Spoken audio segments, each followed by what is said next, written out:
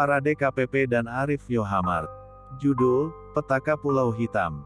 Penulis, Titus Artemius. Genre, horor. Jumkat, 1146 kata. Chapter 15. Ending, tamat.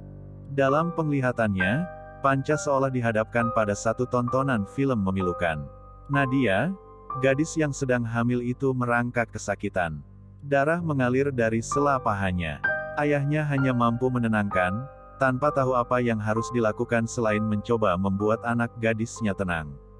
Nadia mengadu, wajahnya menegang. Seluruh tubuhnya basah bermandi keringat. Gadis itu nampak mengejan, darah semakin deras keluar dari sela pahanya dan membanjiri dasar gua. "Pepe Pak, Bebe balaskan dendamku Pepe pada mereka dan keturunannya." Gadis itu pun rebah menelungkup di dasar gua yang basah oleh darah. Lelaki itu menangis tergugu, dipeluknya tubuh Nadia yang telah dingin. Dengan terseok-seok, digendongnya tubuh anak gadisnya itu dengan tangis dan ratapan yang memilukan. Panca terkesiap, begitu tragis yang dialami oleh Nadia. Pemuda itu bahkan meneteskan air mata demi melihat kilasan peristiwa yang terjadi di masa lampau. Senyatanya, Nadia adalah korban kebiadaban dari oknum-oknum prajurit angkatan bersenjata yang tak bertanggung jawab. Suara isak tangis perempuan menyadarkan Panca dari keadaannya. Panca mengerjapkan mata, dilihatnya sosok perempuan duduk di hadapannya dengan menangis. Wajahnya sesekali terlihat menyeramkan, tetapi sebentar kemudian yang nampak di mata Panca adalah raut muka Nadia. Sosok gadis itu terus saja menangis, dan kini menatap Panca dengan tajam. Tiba-tiba saja tangannya terulur mencekik leher Panca. Pemuda itu merasa sangat kesulitan untuk bernapas. Apalagi kuku-kuku panjang yang hitam dan tajam itu terasa menusuk lehernya. "Kamu, anak dari Sudiro yang telah menghancurkan hidupku. Kamu harus mati untuk menebus semua perbuatan ayahmu." Sosok Nadia terus saja mencengkeram leher Panca. Pemuda itu benar-benar merasa bahwa napasnya kini mulai tersengal. Wajahnya terlihat tegang, dengan urat-urat di wajahnya yang menyembul keluar. "Kau akan menyusul teman-temanmu, menjadi penghuni Pulau Hitam. Menemaniku juga anakku di sini." Selesai berkata seperti itu, Panca melihat dari balik kegelapan di dalam gua, bermunculan sosok-sosok yang berjalan mendekat ke arahnya. Panca terpana, matanya nanar memandang saat dilihatnya sosok-sosok itu adalah teman-temannya, Pia, Ayu, dan Andra. Mereka sama sepertimu, menanggung dosa dari orang tua mereka. Andra, Ayu, ayahnya ikut memperkosaku. Pia, kedua orang tuanya lah yang menyerahkan diriku ke tangan ayahmu. Kalian semua harus mati di sini. Tawa melengking terdengar di dalam gua. Panca menatap ketiga temannya yang berdiri diam mematung. Perlahan cengkeraman Nadia mengendur, sosok itu melayang mendekat ke arah ketiga anak muda yang merupakan teman Andra. "Kau lihat, hei anak Sudiro. Mereka kini telah menjadi penghuni pulau ini, bersamaku juga anak dan para penduduk kampung yang menjadi korban kebiadaban ayahmu dan pasukannya." Suara tawa bayi terdengar jelas di telinga Andra. Di hadapan pemuda yang menelungkup di tanah itu, tiba-tiba saja telah muncul sosok bayi dengan wujud yang benar-benar mengerikan. Wajahnya belum terbentuk sempurna, dengan letak bola mata yang tak sejajar dan juga hidung yang melesak ke dalam. Bibirnya pun terlihat menjijikan, dengan darah yang terus saja mengalir dari sela bibir yang lebih mirip sebuah garis. "Tolong lepaskan aku, Nadia. Aku tidak bersalah kepadamu. Tolong lepaskan aku." Panca terus saja meratap, berharap Nadia mau melepaskan dirinya. Pemuda yang sudah tak berdaya itu hanya bisa pasrah saat sosok bayi itu merangkak dan berhenti tepat di depan wajah Panca. Tangan bayi itu menyentuh wajah Panca, terasa dingin saat Panca merasakan sentuhannya. Bau yang keluar dari tubuh bayi itu membuat Panca mual. Bau amis, busuk, menusuk hidung Panca. Sosok bayi itu merangkak memutari Panca. Tali pusar yang belum terpotong menggelantung di perutnya. Bayi itu tertawa, tetapi suaranya terdengar aneh dan membuat Panca bergidik ngeri. "Itulah hasil perbuatan dari ayahmu dan teman-temannya, Panca. Mereka membuatku menderita hingga akhir hayatku. Merampas semua kebahagiaan yang aku miliki.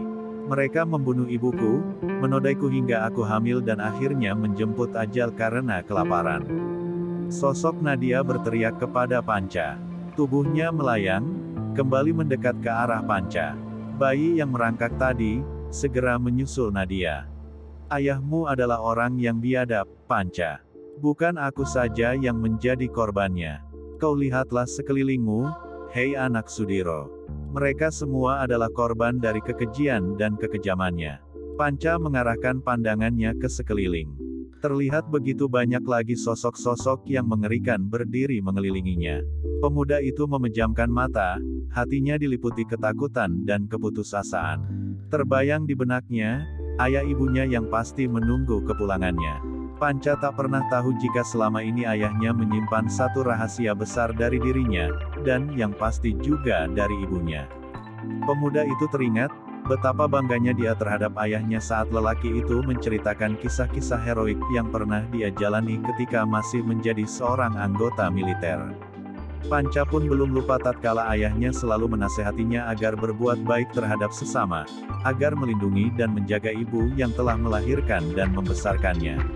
Namun, semua itu seolah musnah tersapu api amarah yang mengendap dalam hati Panca. Pemuda itu menangis dan meraung. Emosinya meluap dan meledak. Sosok Nadia tertawa melihat apa yang dilakukan oleh Panca. Arwah penasaran itu seolah sedang mengejek Panca. Berkali-kali suara tawanya membuat Panca merasakan rasa sakit yang luar biasa di telinganya. Gendang telinganya seolah terasa pecah. Namun, tak ada apapun yang bisa dilakukannya kecuali menangis meratapi nasibnya. Nadia tiba-tiba saja terdiam, perlahan sosok-sosok yang tadi mengerubungi Panca menghilang begitu saja dari hadapan Panca. Termasuk ketiga sosok temannya. Kau sudah mengetahui semuanya, Panca. Sekarang tiba saatnya kau untuk menyusul teman-temanmu. Seusai mengatakan hal itu, sosok Nadia tiba-tiba saja bangkit berdiri. Panca berusaha menggerakkan tubuhnya, namun, semua usahanya sia-sia. Tak sedikit pun dia bisa beranjak dan bergerak dari posisinya. Suara bergemuruh terdengar, Panca merasa tubuhnya berguncang. Pemuda itu merasa tanah yang ada di bawahnya bergerak, semakin lama semakin cepat. Panca menatap stalaktit dan stalagmit yang terlihat bergerak berputar. Dinding gua mengeluarkan suara gemeretak. Batu-batu kecil yang berada di atas kepala Panca mulai berguguran jatuh. Sebagian di antaranya menimpa kepala Panca. Rasa sakit yang dirasakannya sudah tak tertahankan lagi. Batu-batu kecil yang menimpa kepalanya menyebabkan luka-luka yang mengeluarkan darah. Baik di kening, maupun di kepalanya bagian atas. Panca menatap ke atas kepalanya, sebuah stalaktit yang berukuran besar nampak bergoyang-goyang seiring guncangan yang terjadi. Suara tawa Nadia semakin terdengar keras menggema di dalam gua. Suara itu makin lama makin melengking, kelelawar beterbangan di dalam gua. Jumlahnya sangat banyak, suara cicitan dan gemerisik sayapnya terdengar begitu keras. Sebuah getaran yang sangat keras, menimbulkan suara retakan di setiap sisi dan sudut gua. Stalaktit di atas kepala Panca bergoyang dengan keras, retakan-retakan mulai timbul di setiap bagian stalaktit tersebut. Lalu, stalaktit yang telah retak itu dengan kecepatan yang tinggi jatuh tepat mengenai kepala Panca yang berada di bawahnya. Tanpa ampun, potongan stalaktit yang runcing itu menindih kepala Panca. Tanpa sempat mengadu, Panca hanya bisa membeliakkan mata. Potongan stalaktit itu menghancurkan batok kepala Panca.